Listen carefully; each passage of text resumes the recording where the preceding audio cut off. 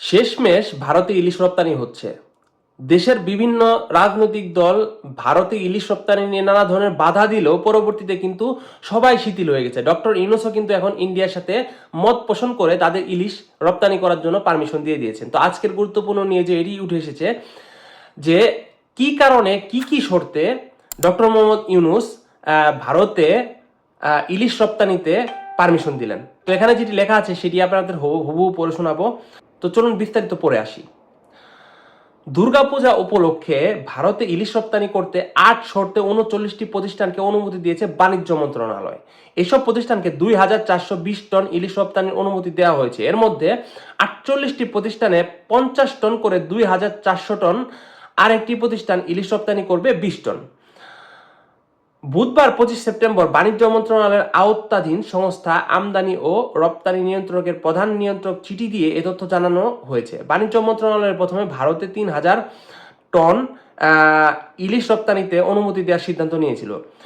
ইলিশ রপ্তানির অনুমতি পাওয়ার জন্য আবেদনের শেষ সময় ছিল সোমবার দুপুর ১২টা পর্যন্ত। নতুন ও পুরনো সব আবেদনপত্র এবং এর সঙ্গে সম্পর্কিত কাগজপত্র যাচাই বাছাই করে ইলিশ রপ্তানির চূড়ান্ত অনুমোদন দেওয়া হয়। এর বিপরীতে দেওয়া হয়েছে ৮টি শর্ত। সে ৮টি শর্ত কি সেটি আমি আপনাদের পড়ে শোনাচ্ছি।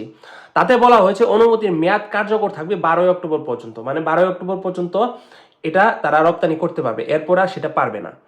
ইলিশ রপ্তানিতে বাকি শর্তগুলো হচ্ছে বিদ্যমান রপ্তানি নীতির বিধিবিধান মানা, শুল্ক কর্তৃপক্ষের মাধ্যমে ইলিশের কায়িক পরীক্ষা করানো এবং প্রতিটি চালান কনসাইনমেন্ট শেষে রপ্তানি সংক্রান্ত কাগজপত্র বাণিজ্য মন্ত্রণালয়ে দাখিল করা। এছাড়াও অনুমোদন পরিমাপের চেয়ে বেশি ইলিশ রপ্তানি না করা, অনুমতি কোনোভাবে হস্তান্তর করা এবং অনুমোদিত রপ্তানিকারক ছাড়া ঠিকায় সাবস কন্ট্রাক্ট রপ্তানি না করার শর্ত থাকছে এই জায়গায়। অনুমোদন পাওয়া প্রতিষ্ঠানগুলো হলো আরিফ সি ফুডস, যারা entertainment, Sotota fish feed, SR entertainment, Nahian enterprise, Tanisha enterprise, Rupali sea foods limited, lucky enterprise, tiger trading, Ripa enterprise, JBS food product and industries limited, Mashfi and brothers, Mahima enterprise, 7 star fish processing company limited, Rahman impex, Asif impex, Noman enterprise, Jamuna agro fisheries, Rupali trading. তো এই হচ্ছে কোম্পানিগুলো। তো এই কোম্পানিগুলোর মাধ্যমে শুধু ইলিশ রপ্তানি করা হবে। এছাড়াও আশপাশে লোকাল মানুষজন যেভাবে ইলিশ রপ্তানি করতো, এই জায়গায় কর ফাঁকি দিত, এই সিস্টেমগুলো এবছর থাকছে না। তো শেষমেশ ইলিশ রপ্তানি হচ্ছে, এটা হচ্ছে সব থেকে বড় কথা।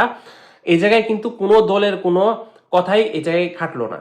তো এই হচ্ছে অবস্থা। তো বাংলাদেশের সাথে ভারতের সম্পর্ক যতই খারাপ হোক, কিন্তু বাণিজ্যিক ক্ষেত্রে ডক্টর ইউনূস কখনো চাচ্ছে না যে বাংলাদেশের সাথে ভারতের একটা সম্পর্ক খারাপ হোক। তিনি কিন্তু সবসময় চাচ্ছে যে ভারতের সাথে বাংলাদেশের একটা সুসম্পর্ক হোক, সেটা ইলিশ নিয়ে হোক, সেটা বন্যা নিয়ে হোক, যে কোনো ব্যাপার নিয়ে হোক, তারা যেন এই বিষয়গুলো মোদির সাথে বসে সমাধান করতে পারে। যার কারণে ডক্টর ইউনূস এখন নমনীয় হচ্ছে ভারতীয়দের কাছে। তো এই বিষয়টিকে আপনারা কিভাবে দেখছেন তা অবশ্যই কমেন্ট করে জানান। এমন আরো গুরুত্বপূর্ণ ভিডিও আপনি সবার আগে পেতে আমাদের ইউটিউব চ্যানেলকে সাবস্ক্রাইব করুন এবং আমাদের একটি ফেসবুক পেজ রয়েছে, সেটিও ঘুরে আসতে পারেন। ধন্যবাদ সবাইকে পুরো ভিডিওটি দেখার জন্য।